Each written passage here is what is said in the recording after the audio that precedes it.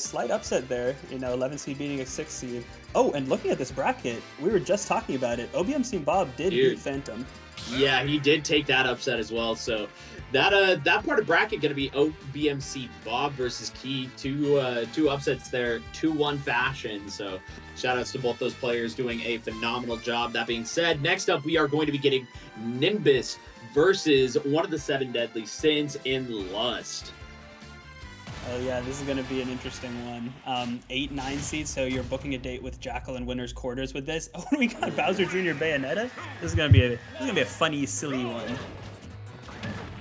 Dude, there's too many people named Nimbus on Star GG. I'm gonna need y'all to duke it out and decide who is the real Nimbus. Either way, looks like Lust is putting in some work here with the Bayonetta. That being said, you know what?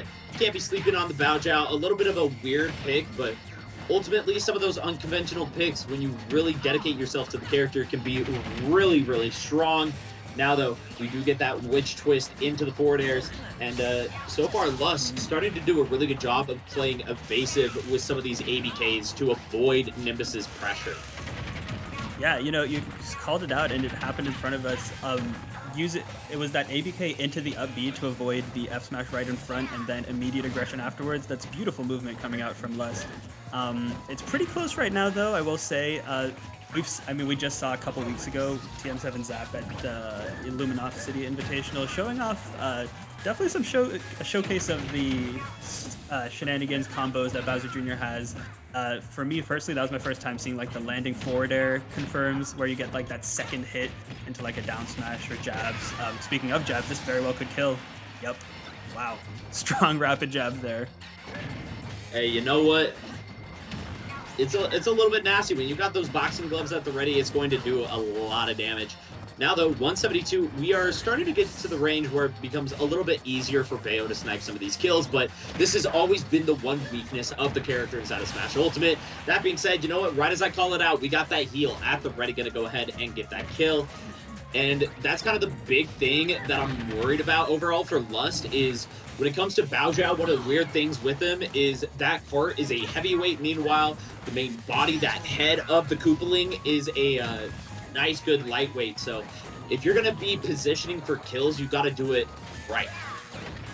Yeah, absolutely. And specifically, you really want to try and be coming from like either down at an angle or above them, and Bayo gets a lot of her damage and kills from below, so that could lead to some issues with killing, as we kind of started to see.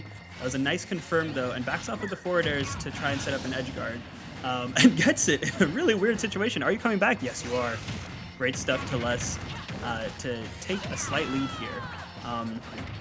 But yeah, really, it's definitely interesting, like you said, to have to deal with that, heavyweight in one half, lightweight on the top, especially when you yourself are a tall character that happens to be pretty light. And that was a nice kill setup there from Nimbus. Ian.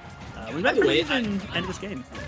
I do gotta say, man, twice in a row I have questioned whether or not the Smasher app even works. And once again, all because this is another first-time set. These two have never played before, so this is a fun little first that we're getting to see here.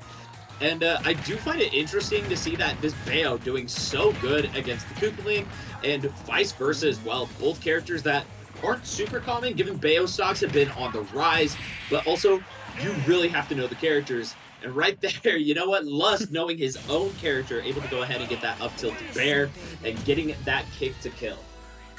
Yeah, that was a really nicely done end of that game one there from Lust. We saw there was a situation on the left side of the stage where he got like the up tilt into some extra damage, not quite going for the back air yet, knowing it wouldn't kill, doesn't want to stale it, and then gets it on the other side of the stage for the kill, as we're about to see. I do want to shout out that previous stock from Nimbus though, using some really nice like delaying in the air to catch the air dodge and getting the forward air kill in the corner. Ultimately though, Nimbus, or Lust rather, comes out on top in that game. Yeah, it was kind of the same. That same air dodge call out was kind of the same concept that Lust used too to get that final kill, where it's kind of that understanding that, hey, you know what, you're going to be mashing a defensive option almost every time to try to get out of the Bayo combo.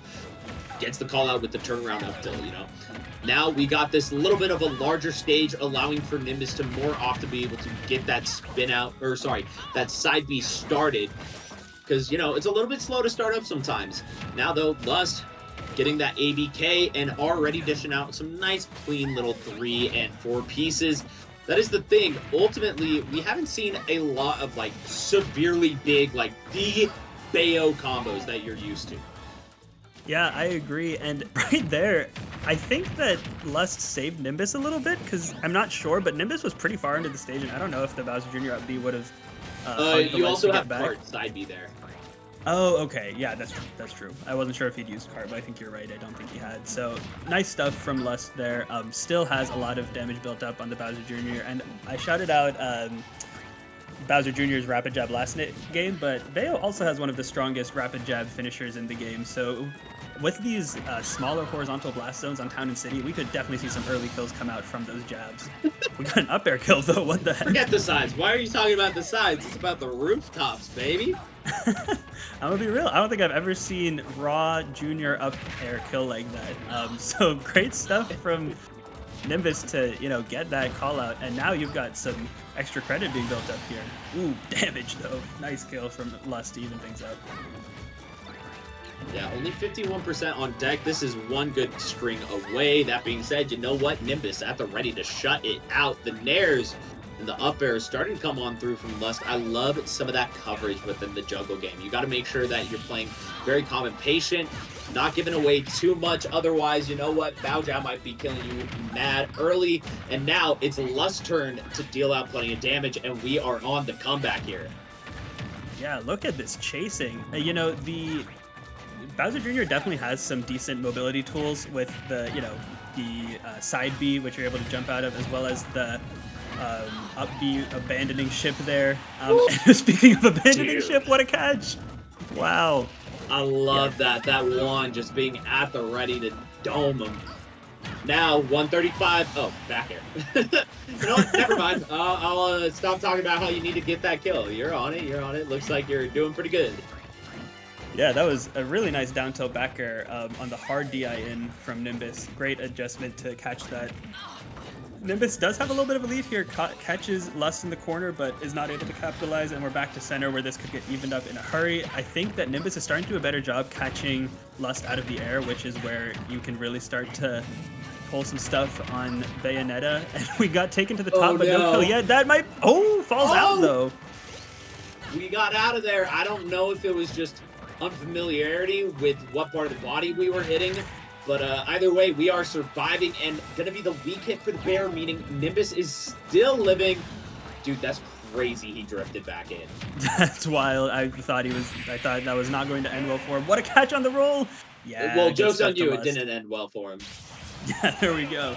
I was about to say that Nimbus was really starting to fish for those jabs, and I understand, you know, it's a quick startup. It's a pretty safe move, but went for it like 3-4 times in a row.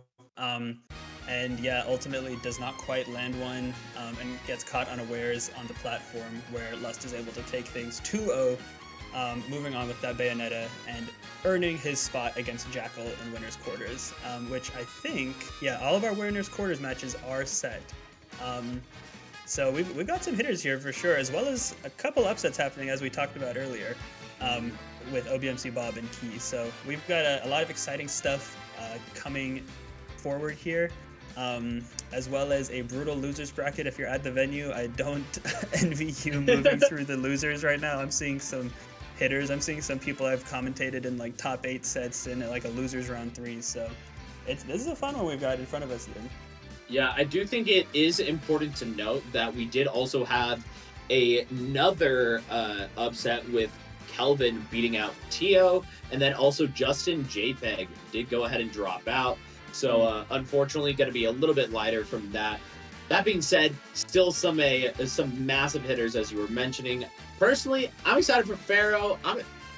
Yeast Sinister should be interesting, but overall, that Lust did not disappoint, and I'm interested to see how they'll be able to play against Jackal's Wolf, a very defensive character, or sorry, very defensive player, and especially with how they tend to utilize Wolf. I'm curious how you find your openings without going ahead and giving some of your own to Jackal. Yeah, absolutely. You know, I can see Bayo is having the ability to, you know, if Les is able to get some edge guards on deck, which we saw him go for a bit in the set against Nimbus, but I feel like most of the time the kills were getting, you were getting the kills on stage. Against a character like Wolf, I do think you could go for some deep edge guards and maybe make something happen. I think that's a good way to deal with a defensive character on stage that you're having trouble hitting. But, you know, again, Jackal is aware of that. Jackal's got great recoveries. Oh, yo, we got Wolf!